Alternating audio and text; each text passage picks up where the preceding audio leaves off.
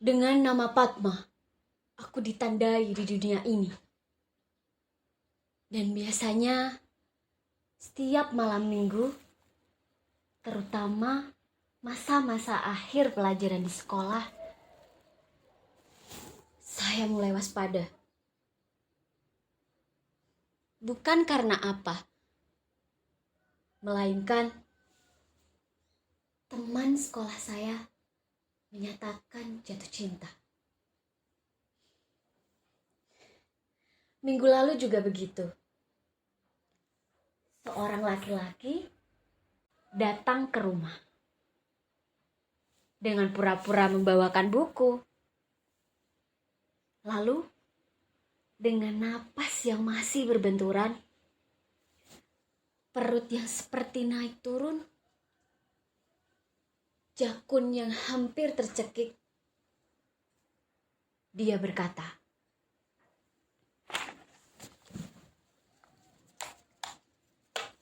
"Padma, maukah kau menjadi pacarku?"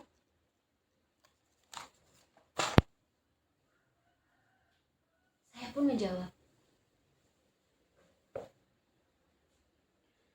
Tunggu dulu. Atur napasmu, jangan sampai kau kena serangan jantung. Sekarang jawab pertanyaan saya. Siapa nama kamu?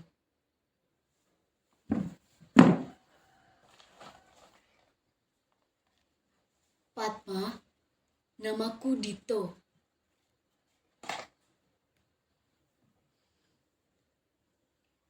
Dito, apakah kamu pernah menyatakan cinta sebelumnya?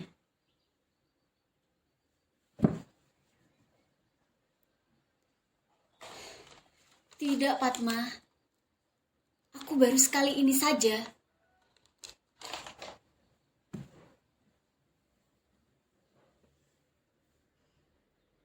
Yang benar. Coba diingat betul-betul. Apakah kamu punya saudara kembar? Atau punya kakak laki-laki? Saudara laki-laki?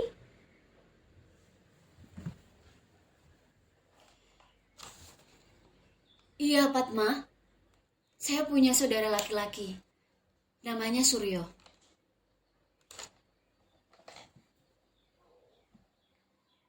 Lalu, ketika itu juga, Suryo dipanggil. Karena saya yang tak terlalu bisa mengingat, saya bertanya pada Suryo. Suryo, apakah kamu pernah mengajak saya pacaran? Suryo malah menjawab, apakah kamu mau menerimaku, Padma? Lalu, dengan tegas, saya berkata kepada mereka berdua, Dito, Suryo, jika saya memilih salah satu dari kalian, itu rasanya tidak adil. Mengapa? Karena kalian sama-sama ganteng, sama-sama cakep, dan sama-sama basah bibirnya. Tak adil, bukan? Jika saya harus memilih salah satu dari kalian, baik Dito ataupun Suryo. Dengan serempak, mereka berdiri dan berkata,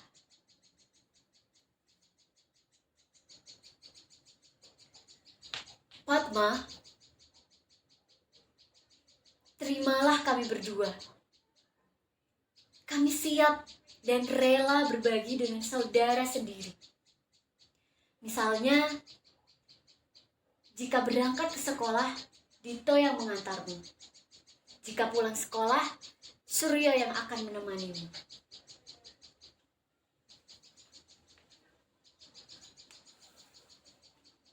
Oke, baik. Sebenarnya saya ingin mengatakan suatu hal. Saya belum ingin pacaran dengan tetap. Tapi kalau saya lihat, kalian memang sayang dengan saya.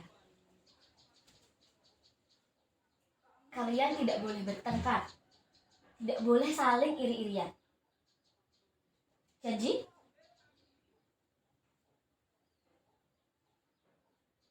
Kami janji, Padma.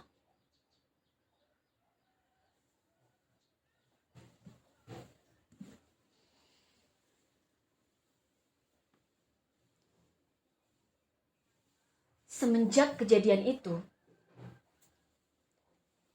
saya masih sering melihat mereka berdua. Entah Dito atau Suryo. Mereka juga masih sayang dengan saya.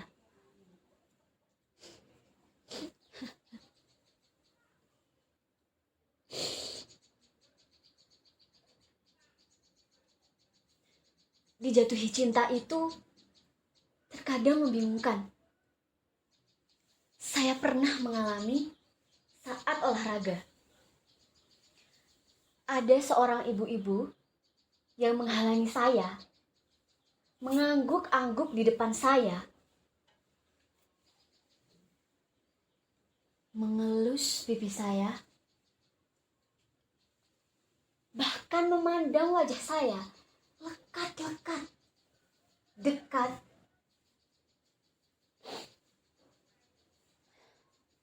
Sampai napasnya tercium.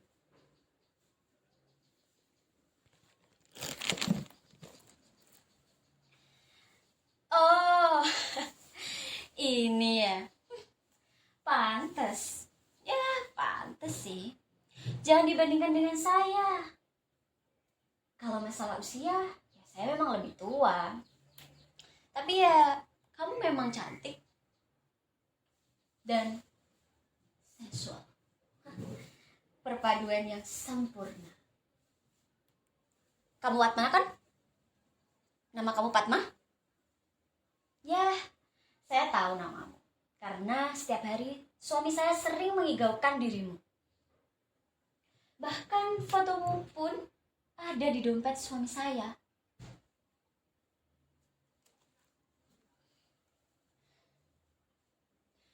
Mohon maaf ibu, saya pengen pipis.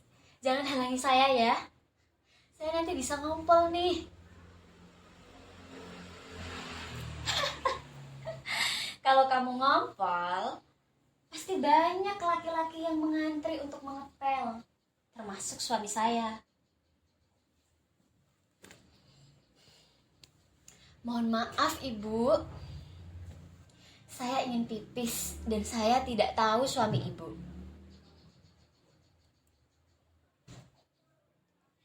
Pasti kamu tahu, suami saya guru olahragamu.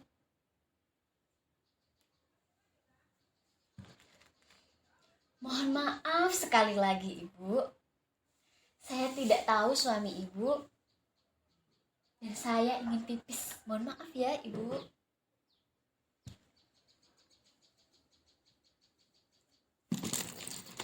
Semenjak kejadian itu,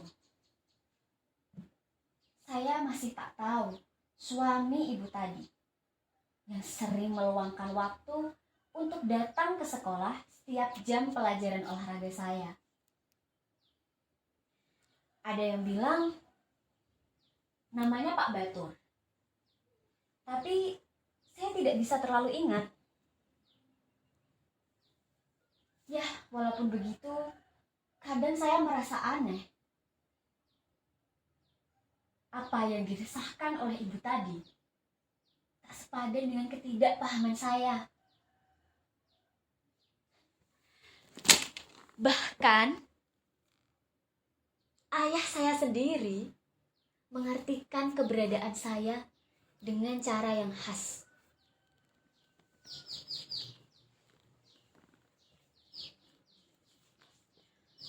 Pat Boy, panggilan kesayangan ayah ke saya. Ayah adalah orang yang paling menderita di dunia ini. Ada cewek cantik, kok ya anak ayah sendiri. Aduh. Ibu pun tak mau kalah. Patmoy, ibu merasa punya saingan dengan anak ibu sendiri. Menang tak dapat pujian, kalah makin disalah-salahkan.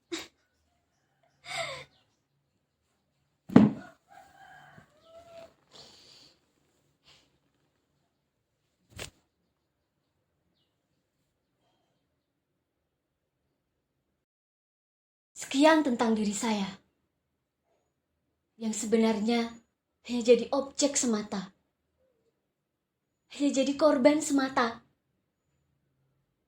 Dito, Suryo,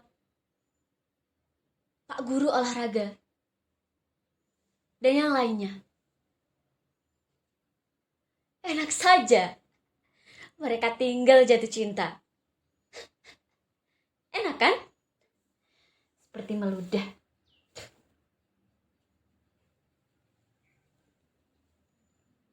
Orang yang dijatuhi cinta tak pernah mendapatkan apresiasi. Seperti saya ini. Justru saya dicap sombong, killer, tak punya perasaan. Padahal saya adalah orang yang mulai apatis.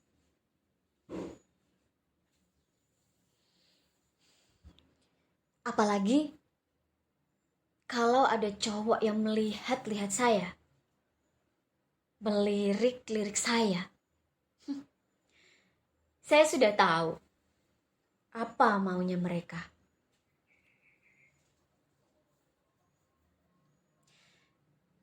Ada yang berpura-pura bertanya, padahal sudah tahu jawabannya. Lalu terheran-heran dan pura-pura tidak mendengar. Semua serba pura-pura. Semua itu untuk apa? Untuk menyenangkan hati saya. Memuji saya. Memuji hidung lah, bibir lah, mata lah, baju lah, kaos kaki lah, dan lah yang lain. Semua yang membuat saya muak. Cih!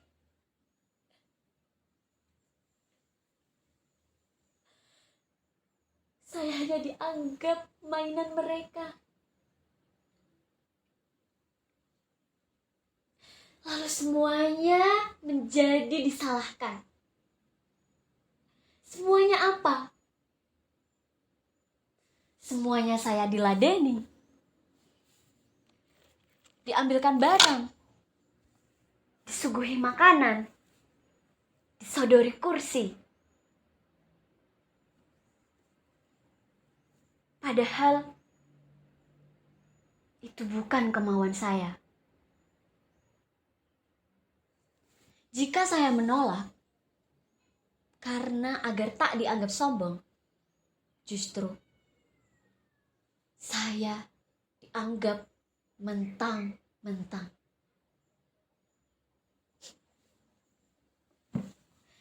Kalian semua, kalian yang cakep-cakep ini, pasti pernah mengalami kan apa yang saya alami sekarang. Iya kan? Kita tidak manja, tapi dimanja. Lalu disalahkan. Kita tidak diminta untuk diistimewakan. Tapi ya, memang kita istimewa.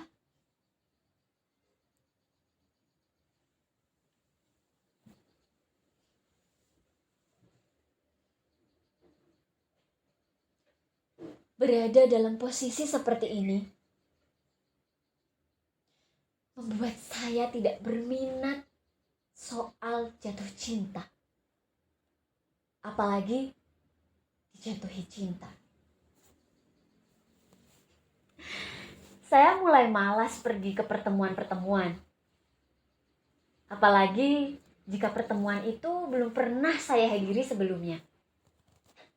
Bukan apa, tapi saya tak enak jadi pusat perhatian. Saya bukan artis, bukan pesohor. Saya nggak becus apa-apa. Kok ya diginiin amat? Selain itu, saya juga tak enak dengan orang yang sudah mempersiapkan diri agar menjadi pusat perhatian, agar diistimewakan. Tapi selalu saya yang disudutkan.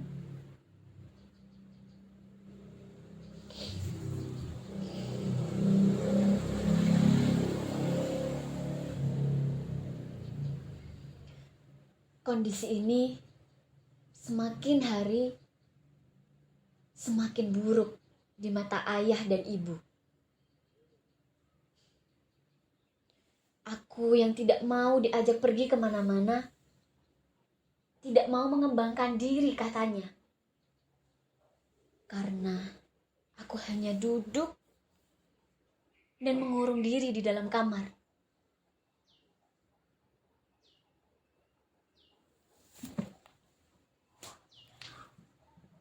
Ayah, ibu, apakah bisa menjamin tidak ada laki-laki yang menelponku datang ke rumah ini setelah bertemu denganku?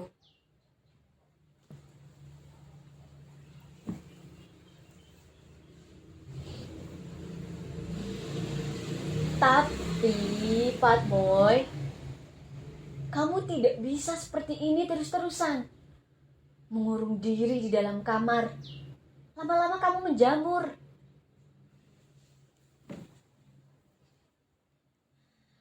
Ayah, ibu, apakah aku harus selalu memakai topeng agar bisa menghalangi laki-laki itu tidak jatuh cinta kepadaku?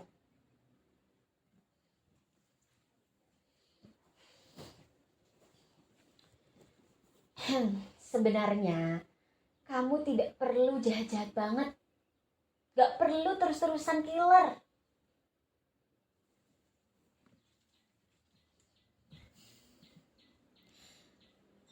Ayah, ibu, justru mengkeleri dari awal itu lebih baik daripada sudah berlangsung cukup lama. Ibarat racun, ya lebih cepat diobati lebih baik.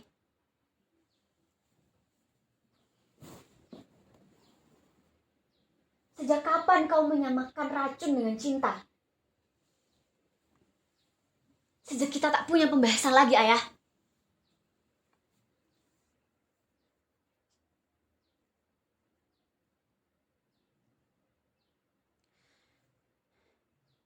Semenjak saat itu, ayah dan ibu mulai mencemaskan saya. Setiap hari, ayah membuka buku catatan saya dan menelpon sahabat-sahabat saya. Ibu mulai cemas. Kondisi keluarga kami semakin terpuruk, semakin membusuk. Tapi saya tidak. Mungkin hari ini, hari esok atau nanti, berjuta memori yang terpatri dalam hati ini.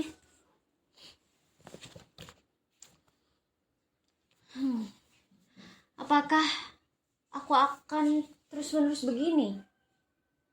Berdiam diri dalam kamar, semakin menua,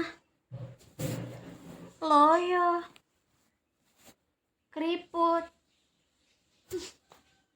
menjadi tidak menarik lagi. Tapi aku nyaman dengan semua ini karena aku merasa aman. Tidak ada yang menggangguku lagi. Aku merasa menjadi perempuan normal.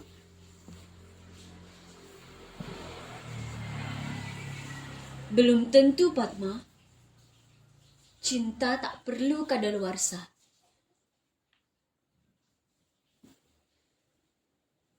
Suara dari mana itu? Dari atas? Hah? Tukang genting? Hei! Siapa kamu?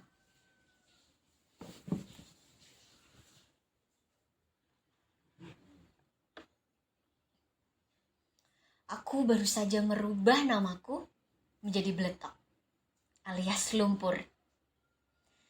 Karena bunga Padma mekar dari lumpur.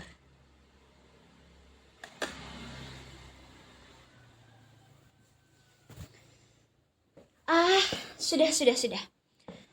Saya muak. Dan semua rayuanmu itu, janji palsumu itu, seperti yang kau lontarkan tadi.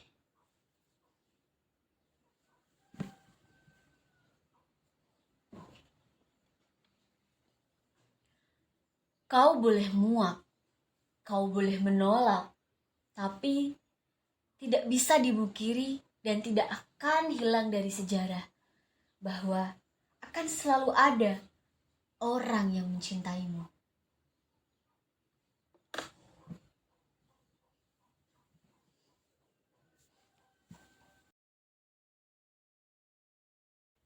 Oh, jadi ini keahlianmu selain bisa membetulkan genteng yang bocor?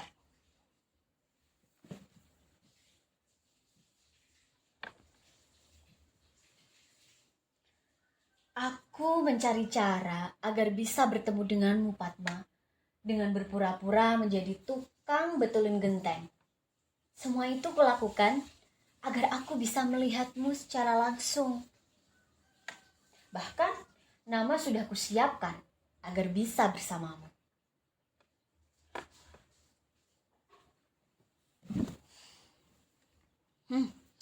Beletok. Baik, kali ini kamu cukup membuatku bisa mendengar rayuanmu yang membuat perut mulas. Aduh. Apalagi yang ingin kau katakan selain cinta yang tak perlu kadaluarsa?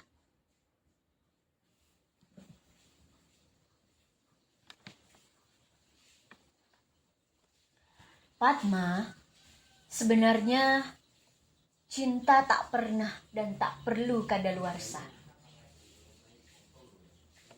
Bukan soal waktu. Semua yang terjadi padamu adalah karena daya energi cinta alam semesta yang berkumpul menjadi satu.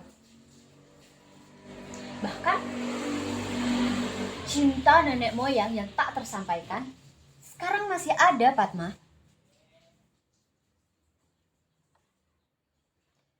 Semua itu saling bertebaran di langit dan membuat semua orang jatuh cinta.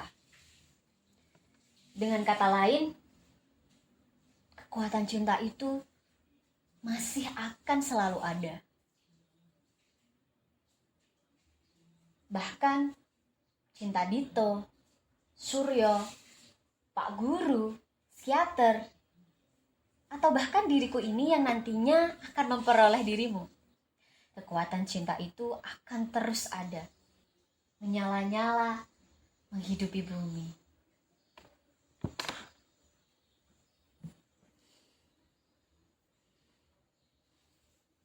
Beletok, sebenarnya kamu ini siapa?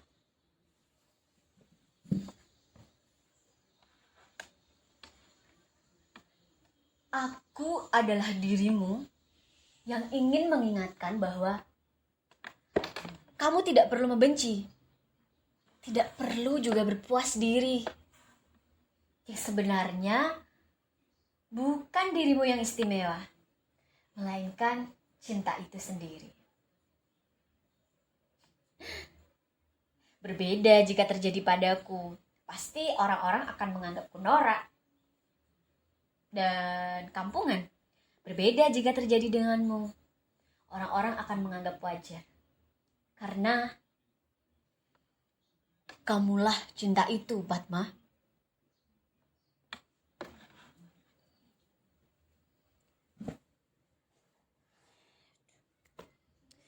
Apa ini tak terlalu berlebihan? Tak terlalu alay? Tak terlalu berbusa-busa, Bletok?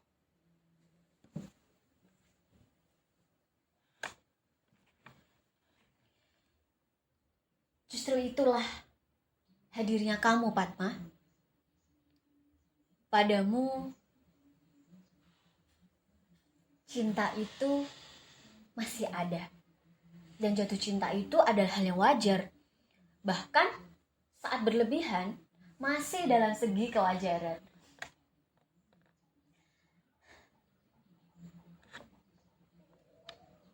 Dan karenamu, membebaskan orang-orang bahwa tak ada yang salah dengan cinta, Padma. Sekarang ini, generasi kamu merasa malu dan takut saat menyatakan cinta. Mereka segan karena dianggap kampungan, norak. Akhirnya tidak jadi menyatakan. Terhambat dan terlambat.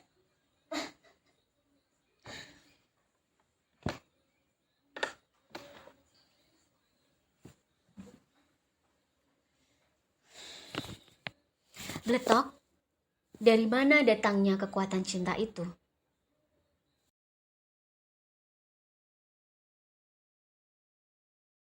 Dari alam. Seperti benda-benda ajaib yang melayang-layang. Seperti bumi, bulan, matahari.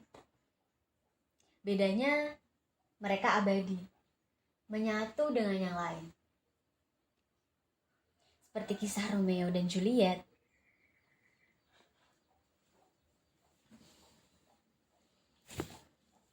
Bukankah Romeo dan Juliet hanya ada dalam cerita?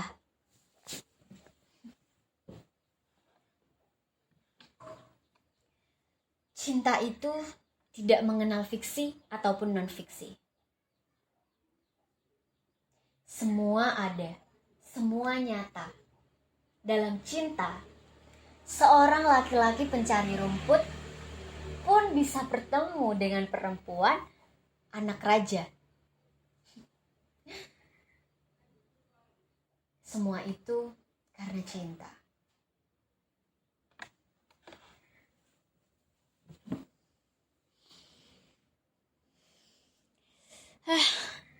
Apakah ini tidak keliru, Bletok?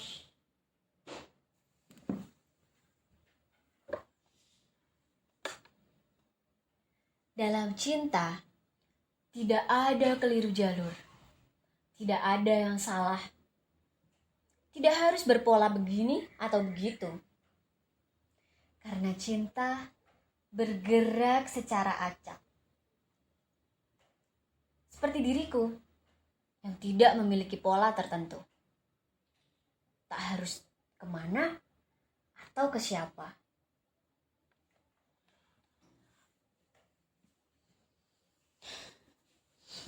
Bletok, kali ini kamu membuatku menerima rayuanmu.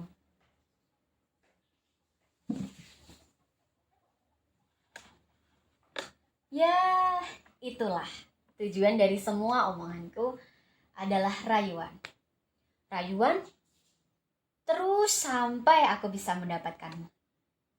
Sampai kamu hamil, sampai kamu melahirkan anak-anakku. Karena itulah kuasa cinta. Terkadang kita tidak menyukai, namun itu benar adanya.